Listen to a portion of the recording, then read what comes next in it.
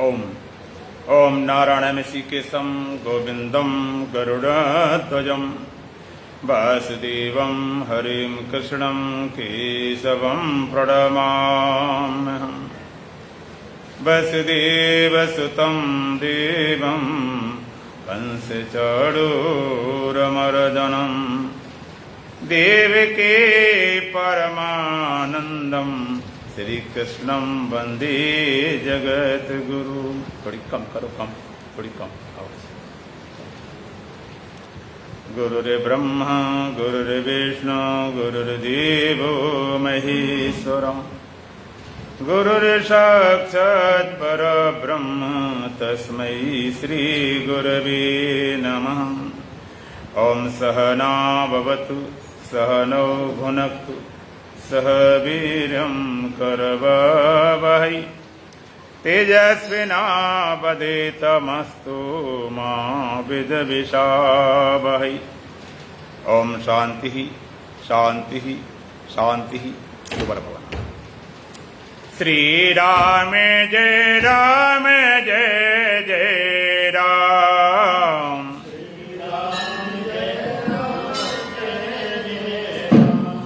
श्री राम जय राम जय जय राम। श्री राम जय राम जय जय राम। तन मन से प्यारे जपो राम नाम।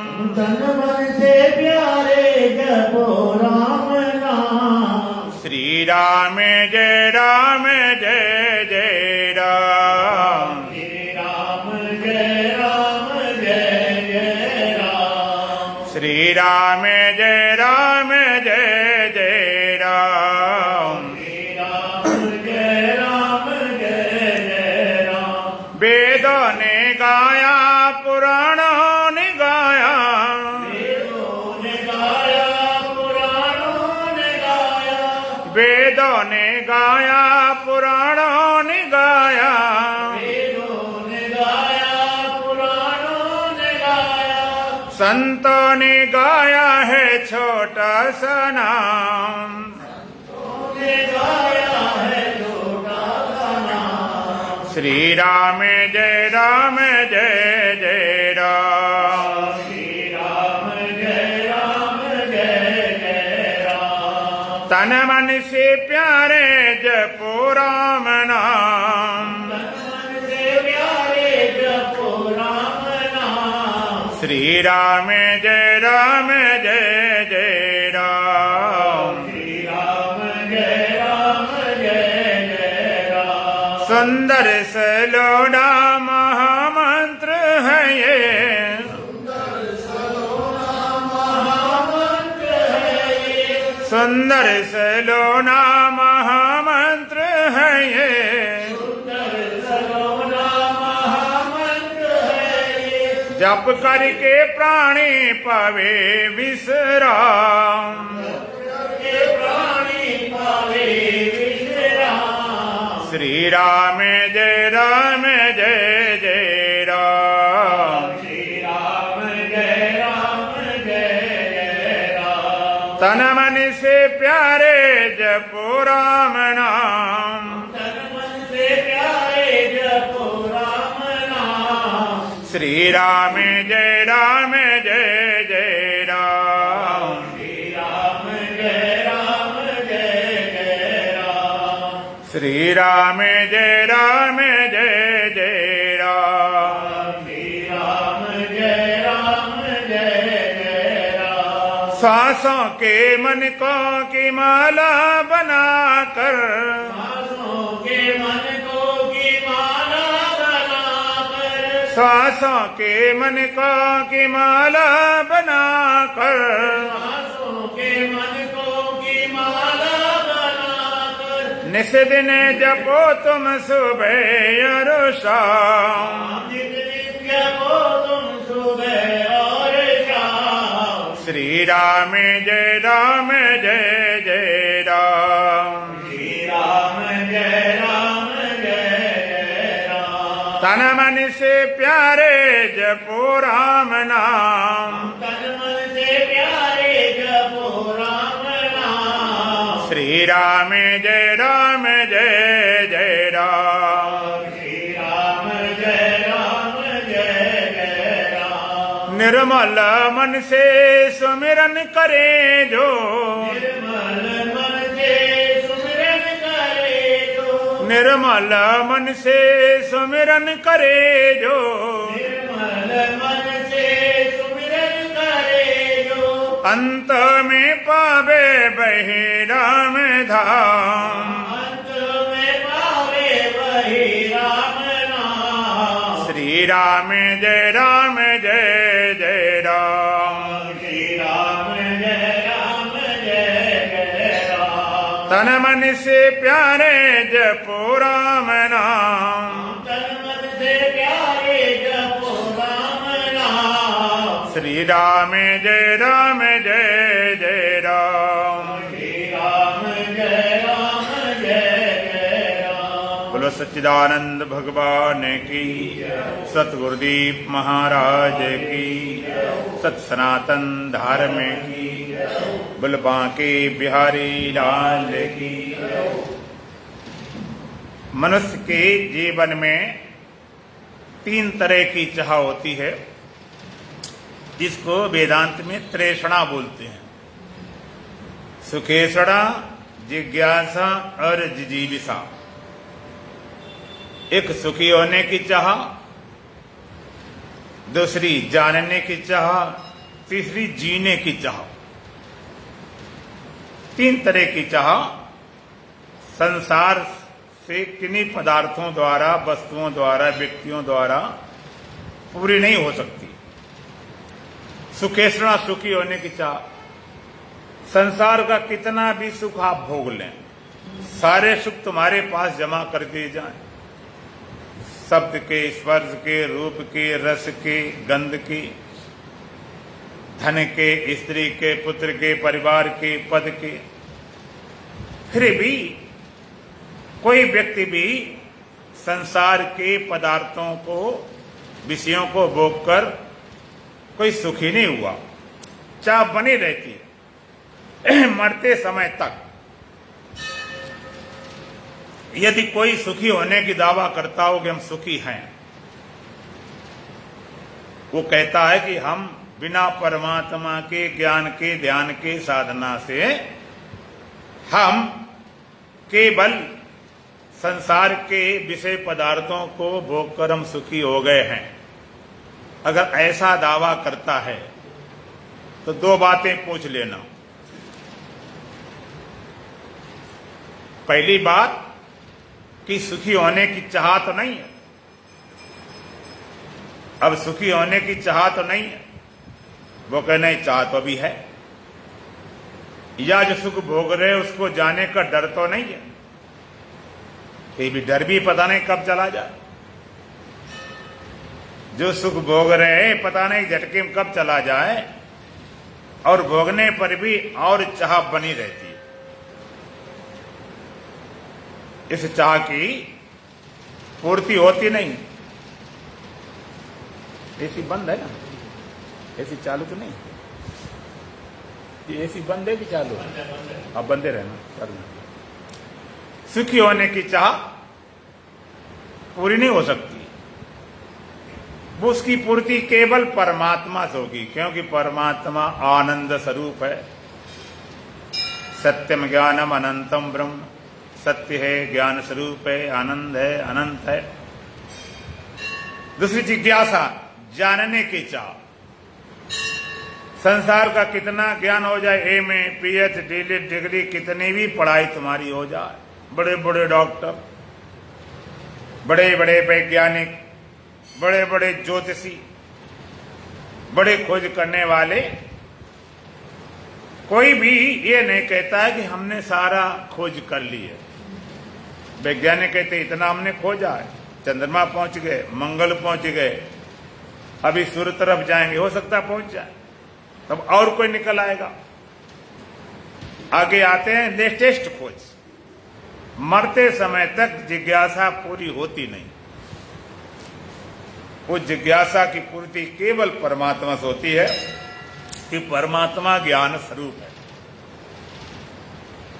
ऐसे परमात्मा को बोध हुआ तो अज्ञान की निवृत्ति, और तुमने जाना ज्ञान स्वरूप हमारा है। तीसरा जिजीप्सा, जीने की चाह नहीं मिटती। किसी कितना लंबा जीवन है, तुमने जल्दी खत्म हो गया, अभी 50 था, 60 था, 70 था, 80 था, 90, तुमने काफी जी लिया। अच्छा सही, अपने आप को टटोलें। यदि आपकी पूरी 100 साल की आयु हो जाए, उसके बाद में मरना अच्छा लगेगा क्या? नहीं लगता। जीने की इच्छा बनी रहती और बनी रहेगी, क्योंकि जिस जीवन को आप माने बैठे असल में जीवन ही नहीं है, ये जीवन का आभास मात्र है। तो जब तक आप इस शरीर को पकड़े अपना जीवन माने बैठे, जीने की इच्छा बनी रहती, क्योंकि तो मिटने वाला। और जिजीप्सा केवल परमात्मा के ज्ञान से बोध से होती है, मिटती है, क्योंकि परमात्मा अमृत स्वरूप है। ऐसे परमात्मा के बोध से, ज्ञान से हमारे जीवन से मृत्यु का भय चला जाता है और हम अपने को अमृत स्वरूप जानते हैं। तो परमात्मा की आवश्यकता क्यों है? क्योंकि उसके बिना जीवन पूर्णता आती नहीं। कुछ भी कर डालो, कितना बड़ा धनवान हो, बलवान हो, बुद्धिमान हो, नेता हो, अभिनेता हो, वो सब अधूरे पर मरते हैं। चौथे पन जाइए नृप कारण। पहले नियम था चौथे पन में राजा राज को छोड़कर वैराग धारण करके जंगल जाते थे। क्यों? अब तो लोग राज्य के लिए मर रहे, किसी तरह से राज्य मिले, विधायक बने, सांसद बने, मंत्री बने, कि मुख्यमंत्री बने, प्रधानमंत्री बने, जी जान लगाए, अपना पूरा तन का बल, धन का बल पूरा झोंके बैठे, और तो और मान ईमान सब खोए बैठे, धर्म अधर्म सब खोए बैठे। उसको जीतने के लिए झूठ बोलना पड़े, बेईमानी करना पड़े, ठगाई करना पड़े, चाहे हत्या करनी पड़े। आप ये तो विचार करो, पहले राजा राज छोड़कर जंगल क्यों जाते थे? योगी यतन करें जे लागी, भूप राज तज होई विरागी। राजा राज को छोड़कर जंगल जाते थे। क्यों? दो बातें। एक तो ना ठीक ढंग से भोग लिया, संसार के सारे विषय पदार्थों के जिनके पास अभाव होता ना, उसे वहम बना रहता है कि शायद इसलिए हम पूरे नहीं हो पाए। अरे भाई क्या करें, हमारे पास धन इतना नहीं है सारी व्यवस्था जुटा सके, हमारा शरीर स्वस्थ नहीं तो कैसे भोगा जाए, या ठीक पदार्थ नहीं मिले, पत्नी सही नहीं मिली, पति सही नहीं मिला, और 20 तरह की समस्याएं। लेकिन जिसके पास सारे साधन संपन्न होते हैं, हर तरह से संसार की तरफ से पूर्णता होती है, तब उसे समझ में आ जाते है बकवास है, यहां से कुछ होने वाला है नहीं। संसार का अधूरे व्यक्ति को आशा रहती है, इस आशा में लगा रहता है, और थोड़ा सा धन हो जाएगा तो बस काम बन जाएगा अपना, थोड़ी और व्यवस्था बन जाए। लेकिन जो सब तरह से पूर्ण हो गया संसार तरफ, उसकी आशा खत्म हो जाती, वो देखता है यहां कुछ बनने वाला नहीं तब चलता। तब राजा राज छोड़कर वैराग धारण करके जंगल जाते थे, क्योंकि उनको जिज्ञासा पैदा होती। जिज्ञासा, जब तक जिज्ञासा आपके अंदर ना हो तब तक ये ज्ञान, ये बोध होने वाला नहीं। जिस बोध से, जिस ज्ञान से ही आपके जीवन में सारे दुखों की निवृत्ति होगी। सारे शास्त्रों ने, सारे ग्रंथों ने, वेदों ने, शास्त्रों ने एक ही बात घोषणा की कि आप ज्ञान से ही मुक्त हो सकते हो। ऋते ज्ञानानि मुक्ति, ज्ञान सिवाय मुक्ति देने वाला कोई साधन नहीं। ज्ञानादीप तो कैवल्यम, कैवल्य को, मुक्ति को देने वाला कोई साधन है तो ज्ञान है। धर्म से प्रति योग ते ज्ञाना, ज्ञान मोक्ष प्रति भेद बखाना। धर्म करने से वैराग, और वैराग से योग, योग से ज्ञान, ज्ञान से मुक्ति। ज्ञान से मुक्ति होगी। और इस ज्ञान को बताने वाले बहुत हमारे ग्रंथ हैं। प्रस्थानत्रयी, प्रस्थान करने के 3 रास्ते। परमात्मा की तरफ प्रस्थान करने के, पहुंचने के 3 रास्ते कौन? श्रुति, स्मृति, दर्शन। श्रुति, वेदों की जो उपनिषद को श्रुति बोला गया। वेदों को श्रुति क्यों बोलते हैं? क्योंकि ये सुने गए। वेद अपरुषेय और अनादि है, किसी पुरुष द्वारा रचना नहीं, और कब रचे गए इसका कोई समय नहीं, अनादि। वेदांत 6 अनादि मानता है। ब्रह्म भी अनादि है, माया भी अनादि है, और ये वेद भी अनादि है। तो अपरुषेय, किसी पुरुष द्वारा रचना नहीं, श्रुति। फिर ये आए कहां से? ऋषि समाज में बैठते थे तो मंत्र उतारते थे, बाद में लिखते थे, बनाते नहीं, एक शब्द भी नहीं बनाया। समाधि में उतरे, फिर उन्होंने लिखा। श्रुति। स्मृति, उसी को दोबारा भगवान ने याद किया, भगवान कृष्ण ने, तो श्रीमद् भगवद गीता स्मृति में आया, मन उस ज्ञान को याद किया गया। फिर दर्शन, उस ज्ञान को तर्क से, युक्ति से सिद्ध किया गया, जिसमें भारतीय 6 दर्शनों में एक है वेदांत दर्शन, सांख्य दर्शन, न्याय दर्शन, वैशेषिक दर्शन। सांख्य दर्शन भी है, न्याय दर्शन है, वैशेषिक दर्शन है, योग दर्शन है, पूर्व मीमांसा और उत्तर मीमांसा, जिसको वेदांत दर्शन बोले जाते हैं। दर्शन, वहां पर युक्ति से, तर्क से उस बात को सिद्ध करना। किसी चीज को तर्क से, एक तो कह दिया गया, तर्क से युक्ति को, उसको बात को बैठाना, जो बुद्धि में बैठ जाए। क्योंकि बुद्धि में जितने कुतर्क हैं उनको हटाने के लिए तर्क चाहिए। प्रस्थान किए करते हैं तो ज्ञान। तो गीता में भी दिया गया, और गीता वैसे बहुत गीता, करीब 24 गीता और भी गीता हो सकती हैं। उस विद्या को, उस ज्ञान को अष्टावक्र महाराज ने एक अष्टावक्र ग्रंथ की रचना की, जिसको महागीता बोला जाता है। अच्छे ढंग से उस ब्रह्म विद्या का प्रतिपादन किया, और उनका शुरुआत कब होती है? शुरुआत कैसे होती है? राजा जनक पूछते हैं।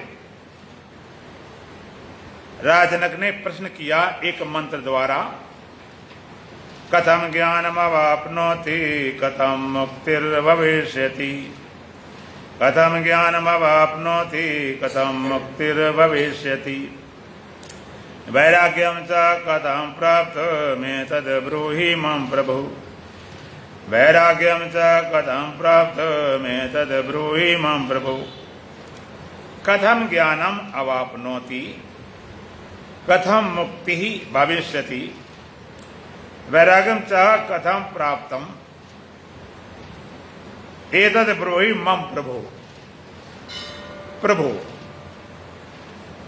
अष्टावक्र महाराज के लिए राजा जनक प्रभु शब्द का संबोधन करते हैं। प्रभु, भगवान अपने से बड़े प्रभु बोलते हैं, जबकि 10-12 साल के बालक थे। और उन्होंने प्रश्न किया, कथम ज्ञानम अवाप्नोति, कैसे हम ज्ञान को प्राप्त करें। कथम मुक्तिर भविष्यति, कैसे हमारी मुक्ति होगी। वैराग्यम च कथम प्राप्तम, और कैसे हम वैराग को प्राप्त करें, कैसे ज्ञान होगा, कैसे मुक्ति होगी और कैसे वैराग को प्राप्त। 3 प्रश्न किए। ज्ञान कैसे हो, मुक्ति कैसे हो और वैराग कैसे हो। और 3 प्रश्न करने के बाद फिर राय जनक ने कोई प्रश्न नहीं किया, पूरी गीता संपूर्ण हो जाती है, दूसरे प्रश्न की जरूरत नहीं पड़ी। सुनने का, ये ब्रह्म विद्या सुनने का ही मार्ग है। सुनने का, श्रोतव्यो मंतव्यो निधिध्यास्तव्या। श्रवण करो, मनन करो, निधिध्यासन करो। क्या ज्ञान है, ज्ञान कैसे होगा, कैसे हम ज्ञान को प्राप्त करें, कैसे हमारी मुक्ति होगी, कैसे हम वैराग को प्राप्त करें। ऐसे तो ज्ञान के लिए कह देते बड़ा ग्रंथ है, उनको पढ़ लो, ज्ञान प्राप्त हो जाएगा। दोनों बातें हैं। सुनाने वाले अष्टावक्र महाराज महान आत्मवेता, महान ब्रह्मवेता थे। सुनने वाले रायजनक तीव्रतम जिज्ञासु। सुनाने वाला कैसा भी हो, जिज्ञासा पूर्ण न हो तो परिणाम नहीं आता। सुनाने वाले तो सुनाते हैं, सुनने वाले तो बहुत सुनने वाले होते हैं, लेकिन जब तब जिज्ञासा पूर्ण हो तब तक ज्ञान उनके अंदर प्रकट नहीं होता। बड़े बड़े संत हो चुके, उनके शिष्य बहुत रहे, सुनने वाले बहुत रहे, लेकिन परिणाम सबका एक जैसा तो नहीं हुआ। स्वामी रामकृष्ण परमहंस, उनके पास एक ही विवेकानंद हो पाए, सुनने वाले और रहे होंगे। जिज्ञासा की बहुत महिमा है, बड़ी विशेषता है। सुनाने वाला चाहिए। और वेदांत कहता है अगर सुनाने वाला पूर्ण आत्मवेता है और वो आत्मस्थ होकर बोल रहा हो, देहस्थ होकर नहीं, आत्मस्थ होकर बोल रहा हो, स्वरूपस्थ होकर बोल रहा हो, उसके शब्द आत्मा को स्पर्श करके निकल रहे हो, देह होकर नहीं, जीव होकर नहीं, ब्रह्म होकर बोल रहा हो। सुनाने वाला आत्मा होकर बोल रहा हो, आत्मस्थ। आपने देखा होगा भूत प्रेतों की कथा, भूत प्रेतों की कथा सुनी होगी। जब किसी को भूत प्रेत आ जाते हैं तो बोलना शुरू कर देता है, तो लोग क्या बोलते हैं, ये नहीं बोल रहा, इसके भीतर कोई और बोल रहा है, कोई हवा है, ऊपर ही हवा है, ये बोले नहीं रहा, इसलिए उसकी भाषा अंट संट होती। जिसका नॉर्मल जीवन होता है उससे हटकर सब कुछ होता उसका बोलना। कहते इस बार कोई हवा है, भूत प्रेत है, वो बोल रहा है, ये नहीं बोल रहा। इसी तरह से जैसे भूत प्रेत आ जाते हैं जो बोलता है, इसी तरह से ब्रह्मवेता के ऊपर ब्रह्म आ जाता है, ब्रह्म सवारी कसता है, फिर उसके अंदर ब्रह्म ही बोलता है। तो इससे क्या मतलब, इसके अंदर भूत प्रेत बोलता है, उसका इलाज करो, फिर भगत झाड़ते भूंगते, वो अलग कहानी है। इसी तरह से ब्रह्मवेता ब्रह्म होकर बोलता है, उसका ब्रह्म आ जाता है, ब्रह्म होकर बोलता हो। और सुनने वाला तीव्रतम जिज्ञासु, तो फिर परमात्मा के पाने में, मुक्ति में, ज्ञान में देने लगे। जिज्ञासा कैसे हो, नचिकेता बालक जैसे जाकर सीधा यमराज पास जाकर ज्ञान को उपलब्ध हो गया। जिज्ञासा राजा परीक्षित को ही, वो भी 7 दिन में ज्ञान को उपलब्ध हो गए। राजा परीक्षित बड़ी विचित्र बात है, आजकल कथाएं चलती भागवत की, करने वाले सैकड़ों कथाएं करे, सैकड़ों हजारों करे बैठे, सुनने वाले इतनी कथाएं सुन रखी, 10, 20, 50, 60, 100, 200। लेकिन उस कथा का लक्ष्य क्या था? सुनाने वाले सुखदेव महाराज, महान आत्मवेता, महान ब्रह्मवेता, और सुनने वाले राजा परीक्षित, पूर्ण जिज्ञासु। और कथा सुनते सुनते राजा परीक्षित क्या बोलते हैं? अहम ब्रह्म परम धामम ब्रह्माहम परमम पदम। मैं ब्रह्म हूं, परम धाम, और परम धाम है सोम अस्मि, वही मैं हूं। अगर कथा सुनने के बाद राजा परीक्षित ये ना बोले तो कथा बेकार है। कितने सुनने वाले परीक्षित सुनने के बाद में ये बोलने की हिम्मत रखते हो? ऐसा सुनने के बाद, कथा सुनने बाद कोई कह सकता हो कि मैं ब्रह्म हूं, परम धाम हूं, परम पद है, मैं हूं? मिले तुम्हें परीक्षित को? परीक्षित ढूंढो, व्यास ही नहीं है इसे। जब व्यास की ये बोध निश्चय नहीं है तो सुनने वाले परीक्षित कहां हो जाएगा? कथाओं का सारा रूप ढंग बिगड़ गया। कथाएं इतनी बिगड़ गई हैं, कथाएं चलती रहती, फिर इतना होना चाहिए, इतना लंबा विस्तार, गाना बजाना, नाचना कूदना, दुनिया भर का करके जो मुख्य तत्व है वहां पर पहुंचने नहीं, लोग खुद ना पहुंचे नहीं पहुंचा सकते। जिज्ञासा राजा परिचित हुई तो 7 दिन में ज्ञान को उपलब्ध हो गए। जिज्ञासा राजा अष्टांग हुई, क्षण भर में ज्ञान को उपलब्ध हो गए। जिज्ञासा राजा भर्तृहरि हुई, राजपाट छोड़ के जंगल चले गए। राज्य तो धूल के बराबर, क्यों आखिर गए? और राजा भर्तृहरि ऐसे वैसे राजा नहीं थे। संसार का जितना भोग सकते हैं सब कुछ भोगा। अगर उनका आप श्रृंगार शतक पढ़ो तो आज के लिखने वाले कोक सास, काम सास सब फेल हो जाएंगे। इतने भोगने में हर परिपूर्ण रहे। लेकिन जब वैराग हुआ तो ऐसा वैराग हुआ कि उसी टॉप में, उसी चोटी में, जिस तल पर, जिस ऊंचाई पर पहुंचे थे भोगने में, उसी ऊंचाई पर फिर वैरागी पहुंचे। और कथा तुम्हें मालूम होगी, राजा भर्तृहरि बहुत बड़े राजा थे, बड़ा भारी राज्य था, सेना विशाल थी, धन दान से भरा था, सब हर तरह से उनमें सारी विद्याएं थी, कोई कमी नहीं थी। विद्वान भी थे, बलवान भी थे, और धार्मिक भी थे, सब कुछ था। बस एक कमी थी।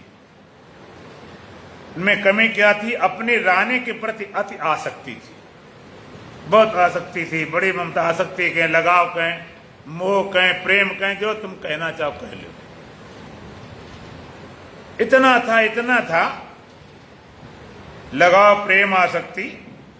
और जो ज्यादा मोह होता, आसक्ति होती है, क्योंकि वहां पर बुद्धि नहीं होती।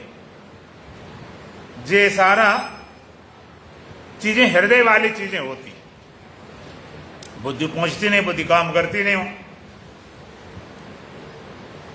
तो ये बात से चलता और राज्य था, उसमें कोई दिक्कत नहीं थी। लेकिन एक लगाव इतना ज्यादा था जो होना नहीं चाहिए। उनके राज्य में एक बूढ़ा ब्राह्मणी थे, जो भगवान शंकर के बहुत भक्त थे। भगवान शंकर से प्रार्थना की, निवेदन किया, रोज करते तो भगवान शंकर प्रसन्न हो गए, और प्रसन्न होकर उनको आशीर्वाद दिया, वरदान दिया। भगवान शंकर ने एक फल दिया, अमृत फल, अमर फल, कि इसको जो खाएगा अमर हो जाएगा। ब्राह्मण ब्राह्मणी लाए, समझदार थे, कहते हम लोग बूढ़े बाड़े हो गए, इस फल को खा के अमर होकर क्या करेंगे? अगर ये अपने राजा को दें, राजा कितने महान हैं, कितने बलवान हैं, कितने कुशल हैं, कितना राज्य बढ़िया चल रहा है, राजा अगर अमर हो जाएंगे तो कितने आनंद की बात, हमारा राज्य बढ़िया हो जाएगा। वो लेकर गए फल को, राजा भरत ने दिया कि महाराज ये फल लें, ये अमर फल है, भगवान शंकर के द्वारा दिया हुआ, इसको आप खाएंगे अमर हो जाएंगे। उन्होंने फल ले लिया, उनको बहुत सोना चांदी इतना धन दिया कि उनके जीवन पर्यंत कमी न पड़े, खुश होकर आ गए। अब जो प्रिय वस्तु होती है, जहां पर आसक्ति लगा होता है, वो वहीं लेकर पहुंचता है। इसको मोह कहें, आसक्ति कहें। तो फल लेकर पहुंच गए, कहते महारानी ये फल मिला हुआ अमर फल है, ये पूरे संसार में एक ही होता है, इसको खाने से अमर हो जाते हैं। हम सोचते हैं हमने खा लिया अमर हो गए और तुम मर जाओगी तो फायदा क्या, अकेले क्या जिएंगे? तुम खा लो, हमारा रहना न रहना कोई बात नहीं। अब रानी पहले तो कहती रही बहुत, लेकिन नहीं माना, तो कहते चलो भाई आपकी आज्ञा, तो ऐसे सही। लेकिन जितना प्रेम आसक्ति लगा हो राजा का रानी था, और राजा को तो पता ही नहीं था, उस रानी का उतना आसक्ति लगाव सेनापति से था। जो राजा मर रहा था रानी के लिए, अमर फल जैसी चीज भी रानी को दी जाकर, इतना भरोसा, इतना विश्वास, इतना लगाव, इतना समर्पण, इतना मर रहा था। लेकिन रानी की देखो कि उसने वो फल ले जाकर सीधा जो सेनापति सा, माता जी हेलो, बीच में न चलो चलो, सेनापति को दिया। उतनी आसक्ति जितना राजा का रानी को ये बिल्कुल नहीं था कि जो राजा हमारे हैं, पति हैं, जी जान खपाने वाले, लगाने वाले, उनसे मतलब नहीं, वो मर रहा, सेनापति के लिए मर रहा था। ये मोह की आसक्ति की बात। और आश्चर्य की बात तो ये है कि जो रानी उस सेनापति के लिए मर रही थी, सेनापति का रानी से कोई मतलब नहीं, वो वैसे अब मर रहा था। उसने दिया फल सेनापति को, रानी खुश हो गई कि चलो हम ये अमर करेंगे, और उसने उठा के फल वैसे दे दिया। वैसे फल तो मिल गया, लेकिन समझदार थी। उसने सोचा ये फल हम खाएंगे, जिंदगी भर जिस्म बेचा, बुढ़ापा भी आ गया, अब कुछ कमाने लायक रहे नहीं, और इसको खाकर ये पापी शरीर को अमर करने से क्या फायदा है, इसको तो अपने राजा को देना चाहिए। वो लेकर आए, राजा को दिया। राजा जैसे फल देखा, पैरों तरह जमीन खिसक गई। वही फल, दूसरा फल तो होता ही नहीं। उस वेश्या को बहुत सोना चांदी धन दान दिया, विदा कर दिया। उस फल को चुपचाप रख लिया और रानी पास गए कि महारानी जो फल दिया था वो तो रखा होगा कि नहीं महाराज, क्या किया तुमने? तुरंत ही खा लिया हमने। और राजा के हाथ तुम फल छिपाए थे, दिखाया नहीं, और सब कुछ कहे मानने तैयार नहीं। देखो कमाल की बात, जो राजा रानी के लिए मर रहा था, वो कहां पर जी रही थी।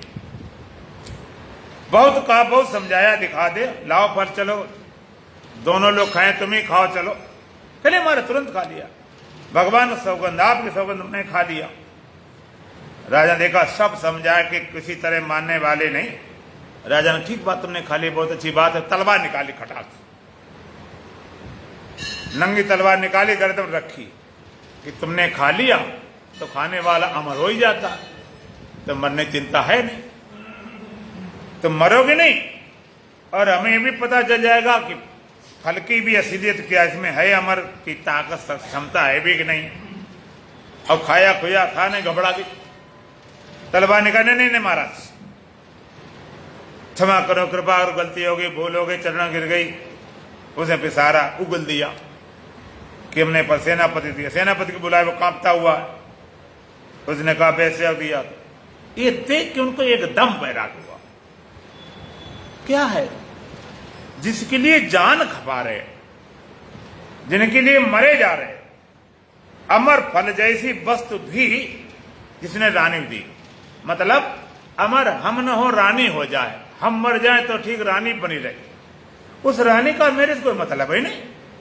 वो सेनापति से मार रहा, इतनी मूर्खता, सेनापति भी उसको नहीं चाहने वाला वैश्य उसी समय चले आया, छोड़ दिया पूरा राजपाट। इतना तीव्र बैराग हुआ, राज को बिल्कुल धूल के बराबर छोड़ दिया और चले आए जंगल में, अपने साधना भजन लग गए। वहां पर उनको नींद आती, साधना बाधा पड़ती है, तो बोलते अरे निंदिया बागर जइयो जागर हरि नाम ना भावे, कह तुम जइयो राज द्वारे कह रसना रस भोगी, मेरे पास का रखो रे बाबरे हम हैं रमते जोगी। निंदिया बागर जइयो जागर हरि नाम ना भावे, नींद वहां जाना। जो जिसे परमात्मा अच्छा न लगता हो, जिसे परमात्मा प्रीत नहीं हो, निंदिया बागर जइयो जागर हरि नाम ना भावे, कह तुम जइयो राज द्वारे कह रसना रस भोगी। जान राज दरबार में जो भोग में लिप्त रहते, कह रसना रस भोगी, या तो जो ज्यादा स्वाद, जीव के स्वाद लेने वाले, उनके पास जाना। कह तुम जइयो राज द्वारे कह रसना रस भोगी, मेरे पास का रखो रे बाबरे हम है रमते जोगी। मेरे पास, अरे पगली मेरे पास क्या रखा, हम तो रमते जोगी हैं। अरे निंदिया बागर जइयो जागर हरि नाम ना भावे, ऊंचे महल जहां पलंग बिछे हैं कामनी चमर डुलावे, मेरे पास का रखो रे बाबरी जंगल में तुक पावे। ऊंचे ऊंचे महल हैं, कामनी पंखा जाल रही, बड़े मखमली पलंग लगे हुए, मेरे पास का रखो रे बाबरी जंगल में तुक पावे, नदिया बागर जइयो जागर हरि नाम ना भावे। कहीं भरतरी सुनरी निंदिया ध्यान तेरो बासा, राजा भरतरी कहते नींद तेरा यहां बास नहीं, क्योंकि राजपाट सब छोड़ चले हैं प्रभु मिलन की आशा। अब राजपाट सारा छूट गया, सब छोड़ दिया, केवल प्रभु मिलन की, अब दूसरी आस रही नहीं। कोई आस, कोई चाह, कोई उम्मीद रही नहीं, केवल एक आशा है परमात्मा। ऐसी जिज्ञासा हो तो बात बनने वाली है। और जिज्ञासा राजा जनक को भी हुई। राजा जनक जिज्ञासा कब कैसे हुई? राजा जनक एक बार सोए थे, सोए से सपना हुआ, सपने में देखा किसी राजा ने चढ़ाई कर दी। राजा बड़ा बलवान था, सेना बड़ी विशाल थी। राजन की सेना कुछ मारी गई, कुछ भाग गई, हार गए। राजन को बंदी बना लेता दूसरे देश के राजा का सेनापति, अपने महाराज पास ले जाता। महाराज पास ले गया, कहने महाराज जब पास ले गया तो उन्होंने कहा सजाए मौत, मृत दंड दिया जाएगा। राजनक बड़ा निवेदन प्रार्थना करते कि भाई छोड़ दिया जाए, बख्श दिया जाए। रिक्वेस्ट की, प्रार्थना की, निवेदन की, दया की भीख मांगी तो कहा भाई छोड़ सकते हैं एक शर्त पर, राजसी वस्त्र उतार दो, राज मुकुट उतार दो, भिखारी के वेश बनाओ, भीख मांगते मांगते राज्य की सीमा से बाहर चले जाओ। राजनक राजसी वस्त्र उतर गए, राज मुकुट उतर गया, भिखारी के वेश बना दिया गया और भीख मांगते मांगते राज्य की सीमा से बाहर चले गए। भीख मांगते मांगते, मांगना आता नहीं, मर जाऊं मांगू नहीं अपने तन के काज, परमारथ के कारणे मोह न आवत लाज। राजा मर सकता, मांग नहीं सकता, कभी मांगा नहीं था, फिर भी मांगते मांगते कहीं थोड़े चावल मिल गए। चलो भाई चावल मिले कोई बात नहीं, खिचड़ी बनाते हैं। खिचड़ी बनाने लगे, खिचड़ी पूरी बन नहीं पाई थी, तब तक कहीं सांड लड़ते आए, इनकी टक्कर लगी, खिचड़ी उलट गई। जैसे खिचड़ी उलटी, इतने दिन भूखे प्यासे थे, थके मांदे थे, बड़ी आशा उम्मीद लगी थी खिचड़ी खाने की, सारी उम्मीद चली गई, एकदम झटका लगा। अब ऐसा झटका लगा, ऐसा झटका लगा, राजा जनक की नींद ही खुल गई। झटका, आप भी कभी सो रहे हो और सोते सोते में कोई भयंकर सपना आ गया कि आप गाड़ी में बैठे जा रहे, एक्सीडेंट हुआ, बड़ा एकदम आपकी नींद खुल जाती है। कहीं सीढ़ी से उतर रहे, पैर स्लिप सड़क हुए, अचानक कोई सांप दिखाई पड़ जाए, अचानक कोई बदमाश बंदूक लेकर आ गया, तो भयानक जब होता है तो नींद खुल जाती। किसी रात में भूत प्रेत दिखाई पड़ने लगे। अचानक बच्चा जब रोने लगता रात को, तो माँ बाप कहते हैं कोई इसने कोई बुरा सपना देखा। ऐसे राजनक साथ हुआ। लेकिन जैसे नींद खुली, देखा राजमहल पे हैं, राज पलंग पे हैं, राज सिंहासन पे हैं, कोई लड़ाई झगड़ा नहीं, कोई सेना नहीं, कोई मारपीट नहीं। तो विचार करने लगे, अभी मैं भीख मांग रहा था, अब मैं राजा बना बैठा हूं। वास्तव में ये सत्य है कि वो सत्य है? वास्तव में राजाओं के भिखारी, सच्चा क्या है? मैं राजा हूं कि भिखारी हूं? कभी कभी सपना जब गहरा होता है, जागने के बाद भी प्रभावित करता है। बच्चों को तो करता करता बड़ों बड़ों को करता है। आप सही बताएं, अगर रात को सपना में आपको भूत प्रेत दिखाई पड़ जाए, सपने में भयंकर सपना आ गया, अब चिल्लाए, बदमाश आ गए, मार रहे, काट रहे, अब चिल्ला रहे, भाग रहे तो भाग नहीं पाते, गिर पड़ते, चिल्लाए तो आवाज न निकले, इतने भय, पसीना पसीना हो गए, हालत खराब हो गई, कपकपी नहीं। वैसे नींद खुली, देखा कोई बदमाश नहीं, कोई चोर नहीं, कोई सांप नहीं, कोई भूत प्रेत नहीं, तो थोड़ी राहत मिली। चलो कोई बात नहीं, अभी धक धक सीना हो रहा, पसीना निकला हुआ, लेकिन जागने के बाद में कि सपना था, कोई बात नहीं। लेकिन इतने भयभीत हो जाते हैं, जागने के बाद प्रभावित करता है। और दोबारा अगर नींद नहीं आती, क्यों? क्योंकि फिर से वो सांप ना आ जाए, भूत प्रेत ना आ जाए, बदमाश ना आ जाए। ये पता है कि उनसे होगा कुछ नहीं, फिर भी डर लगता है। जागने के बाद प्रभावित होते हैं। यही हालत राजनक हुई कि अभी भीख मांग रहा था, भिखारी था, अब राजा हूं। जब परमात्मा अपने तरफ किसी को बुलाता, झटका दे देता है। वो प्रथम चर्चा आती है कि परमात्मा वरण करता है, जैसे लड़की पति को वरण करती है, इसलिए वर बोला जाता, वरण करती, चुनती है कि हमारी योग्य है। परमात्मा वरण कर लेता, तुम योग्य हो जाओ, उसके लायक बने, अपने आप वरण कर लेता है कि हाँ ये हमारे काम का है, लगाओ इसको। तो परमात्मा वर्ण करता है। अब राय जनक को ये झटका लगा, ये सत्य है कि वो सत्य में राजाओं की भिखारियों क्या है? मंत्री पूछा, मंत्री बताओ ये सत्य है कि वो सत्य है? मंत्री समझे नहीं, पूछ क्या रहे। पूरा मंत्रिमंडल बैठाया, बताइए भाई ये सत्य है कि वो सत्य था? वो सत्य था कि ये सत्य है? कोई न समझे, पूछ क्या रहे। फिर उन्होंने पूरे राज्य में, पूरे देश में ढिंढोरा पिटवा दिया, बुनियादी करा दी, मेरे प्रश्न का उत्तर देगा उसको आधा राज्य दिया जाएगा। लेकिन उत्तर न दे पाए, जेल में बंद कर देंगे। और कब तक रखेंगे? जब तक उत्तर न मिल जाए। बड़े बड़े विद्वान चले, एक वेद के द्विवेदी, त्रिवेदी, चतुर्वेदी, और सब जेल में बंद होते गए। विद्वान थे, शास्त्रज्ञ थे, शास्त्र वेता थे, आत्मवेता तो थे ही नहीं। शास्त्रों की बात, शास्त्र घोटे पड़े। शास्त्र गति नोय बख्तान की, धनित करें पुराण, जाड़ो जाए बजाज कोचे, बचकन ला दे था।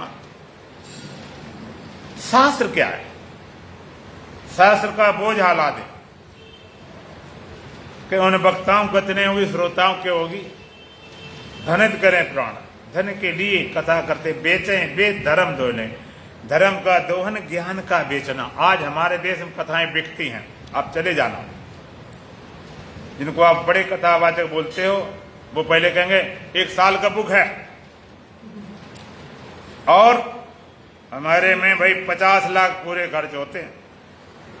50 लाख खर्च करने, 1 करोड़ वाले, इतनी कथाएं बुक। अगर आप इसके आगे बताओ तो तारीख बता सकता हूं। अब इतने एडवांस जमा करके जाओ तो तुम्हारी पक्की बताओ। पूरा व्यापार बेचे, बेधर्म दोले, धर्म का दोहन, ज्ञान के बेचना, आइए शास्त्र क्या है। सब जेल बंद होते गए, सारे जेल बंद हो।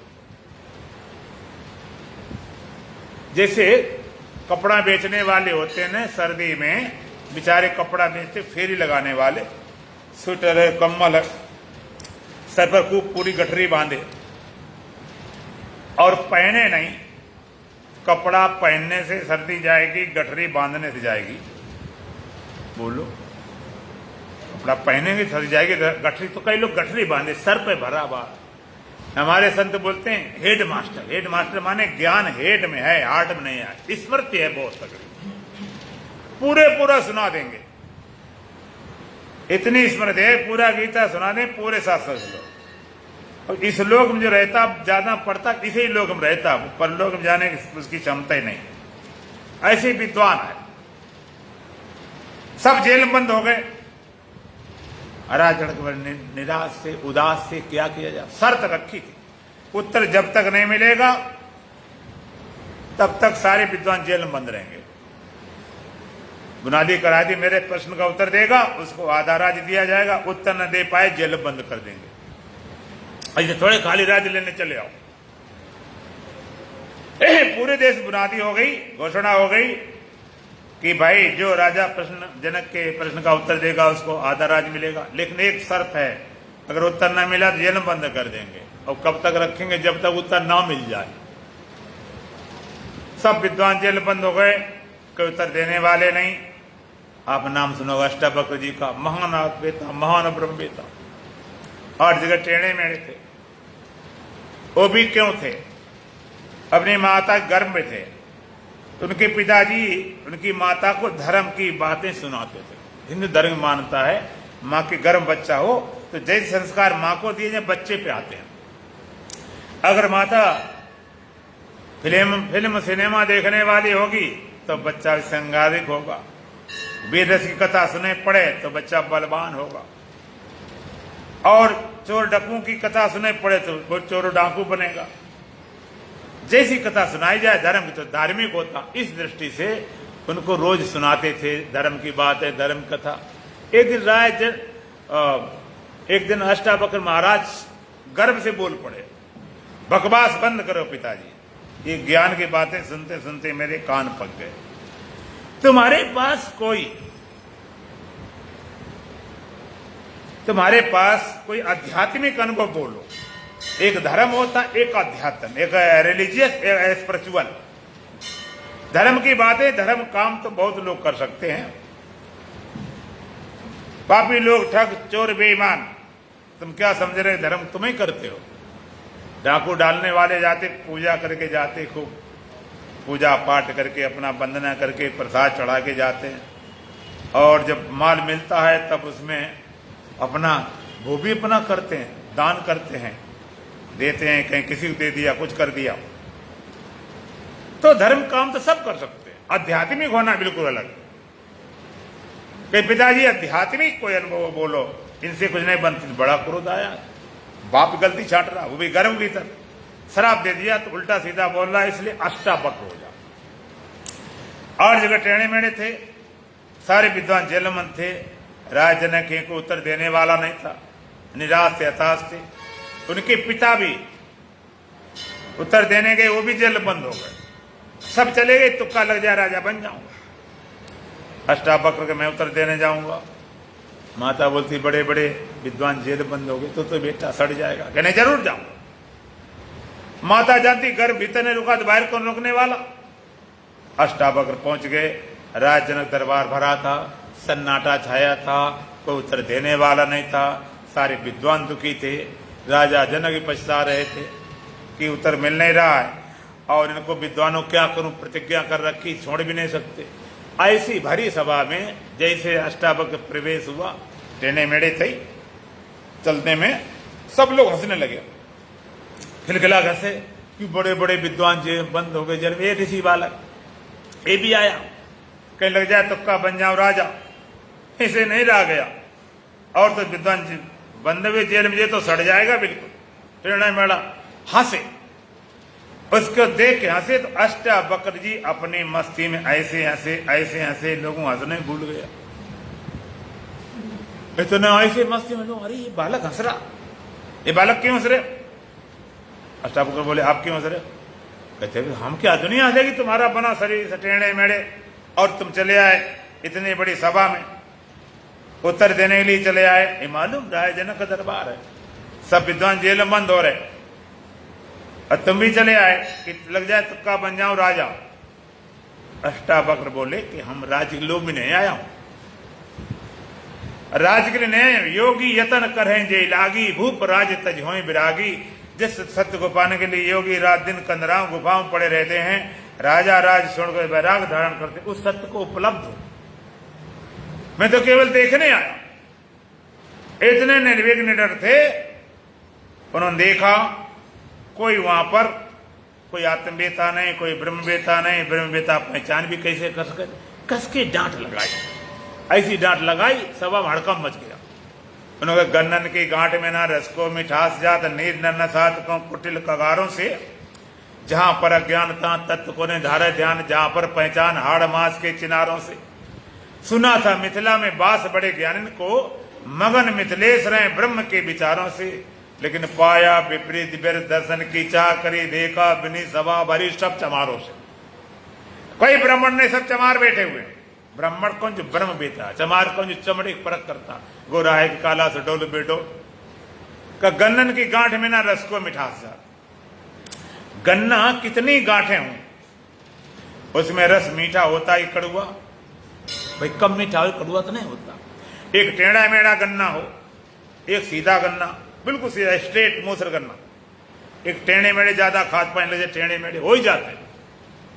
सीधे गन्ने का रस निकालें गिलास में सीधा आएगा, और टेढ़े मेढ़े रस निकालें गिलास में तो टेढ़ा हो जाएगा। एक माता जी कहती हाँ, कैसे टेढ़ा हो जाएगा?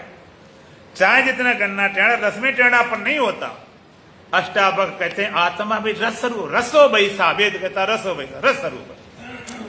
गन्ने के टेढ़े मेढ़े से रस टेढ़ा नहीं होता, इस शरीर के टेढ़े मेढ़े होने से आत्मा में टेढ़ापन नहीं होता। नील साज कुटिल कगारों से। नदियां टेढ़ी मेढ़ी बहती हैं, लेकिन टेढ़ी मेढ़ी होने से कोई जल में टेढ़ापन नहीं होता है। जल कोई फट नहीं जाता, बिगड़ नहीं जाता, चाहे जितना कंकड़ पत्थर हो। इसी तरह से शरीर के टेढ़े मेढ़े होने से आत्मा में टेढ़ापन नहीं होता। यदा सर्वगतम शौचमय दाकाशम नो लिप्यते, सर्वत्र स्तोदे तथात्म नो लिप्यते। यदा सर्वगतम शौचमय आकाशम न उपलिप्यते। जैसे व्यापक आकाश धुआं से, कोहरा से, तूफान से, आंधी से लिपायमान नहीं होता। सर्वत्र स्तोदे तथात्म नो लिप्यते। इसी तरह आत्मा सबके शरीर निवास करता हुआ शरीर के किसी धर्म से लिपायमान नहीं होता। सर्वनिवासी सदा अलेपा, सब में निवास करता और निर्लेप है। स्त्री हो पुरुष हो, आत्मा स्त्रीलिंग पुल्लिंग नहीं। बच्चा हो, जवान हो, बूढ़ा हो, तो इतना ही बच्चे में छोटी आत्मा, जवान मोटी आत्मा, बुढ़ापे में कमजोर नहीं। इंद्रियां खराब हो चाहे सही हो, उनसे कोई फर्क नहीं पड़ता। व्यवहार में बाधा हो सकती है, लेकिन बोध में बाधा नहीं। मन पुण्यात्मा हो जो पापी हो, बुद्धि विवेक हो जो विवेक हो, चाहे जैसा हो, शरीर इंद्रिया अंतःकरण इनसे असंग।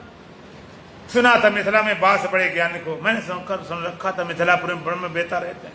और मगन मिथिलेश ने ब्रह्म के विचारों से। मिथिलेश राय जनक ब्रह्म विद्या मस्त रहते होंगे, लेकिन पाया विपरीत दर्शन की चाह करी, मैंने सब उल्टा पाया। देखा अपनी सभा भरी सब चमारों से। कोई ब्राह्मण नहीं, कोई विद्वान नहीं, सब यहाँ पर चमार देहधारी, देह पकड़े बैठे। इतना का सभा मड़कम मच गया। लोगों सोचा सबको जेल, इसको फांसी होना चाहिए। राज जनक बड़े विद्वान थे, तो ऋषि बालक अंदर आने दीजिए। अष्टावक्र ऐसे प्रवेश करते हैं जैसे कोई शेर भेड़ों में प्रवेश करता हो। और प्रवेश करने के बाद फिर जो वार्तालाप हो, चर्चा कल करें। 2 लाइन भजन बोलेंगे। बोल सच्चिदानंद भगवान की। भोर भयो जागो अब नहीं मोह रात है,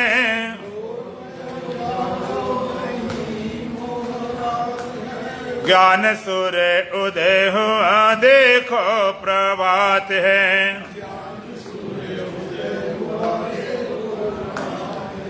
भोर भयो जागो अब नहीं मोह रात है, ज्ञान सूर्य उदय हुआ देखो प्रभात है। सोते ही सोते में बीता जमाना,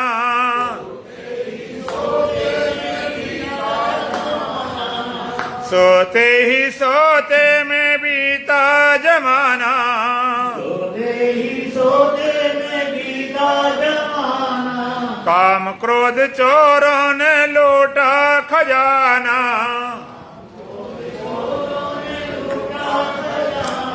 काम क्रोध चोरों ने लूटा खजाना,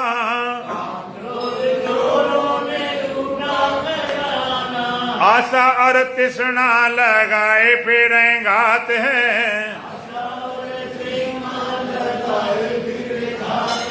ज्ञान सूर्य उदय हुआ देखो प्रभात है।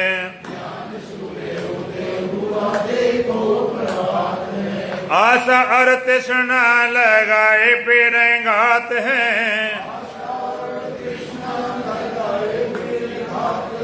ज्ञान सूर्य उदय हुआ देखो प्रभात है।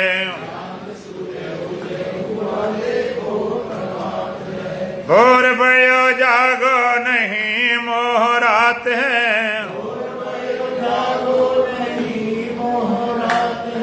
ज्ञान सूर्य उदय हुआ देखो प्रभात है। जागो शरण सतगुर की पधारो,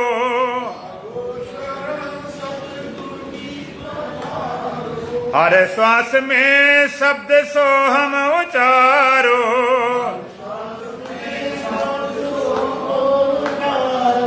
जागो शरण सतगुर की पधारो,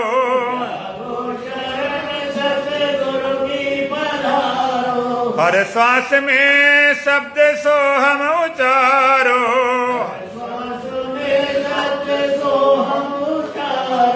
मंत्र यही सदगुरु का जग में विख्यात है, सदगुरु का जग में विख्यात है। ज्ञान सूर्य उदय हुआ देखो प्रभात है,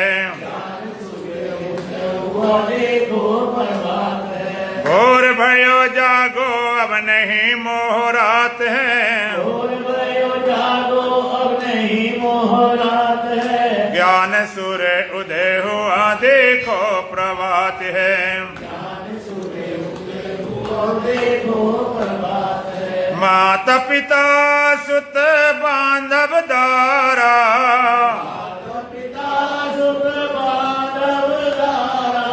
तन धन भवन सब झूठा पसारा,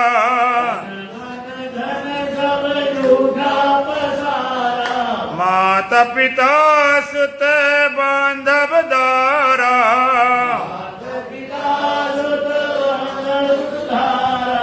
तन धन भवन सब झूठा पसारा,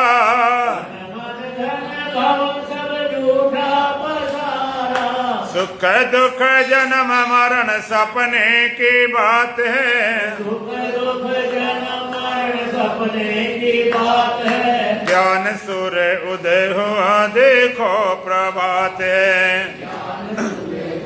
हुआ देखो प्रभात है। भोर भयो जागो अब नहीं मोह रात है,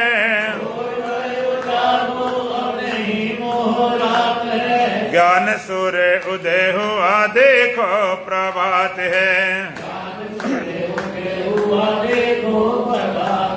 प्रेमी अनमोल तन मानुष का पाया,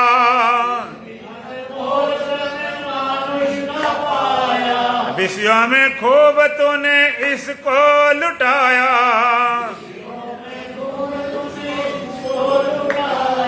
प्रेमी अनमोल तन मानस का पाया,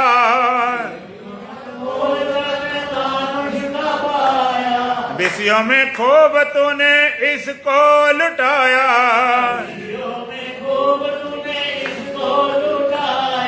तेरा सी सहाय बातों में जात है, ज्ञान सूर्य उदय हुआ देखो प्रभात है,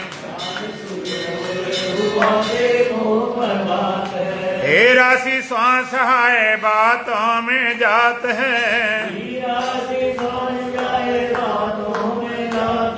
ज्ञान सूर्य उदय हुआ देखो प्रभात है, भोर भयो जागो अब नहीं मोह रात है,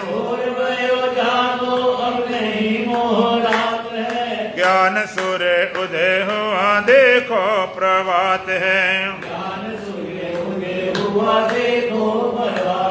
ओम पूर्णमदः पूर्णमिदं पूर्णात् पूर्णमुदच्यते पूर्णस्य पूर्णमादाय पूर्णमेवावशिष्यते।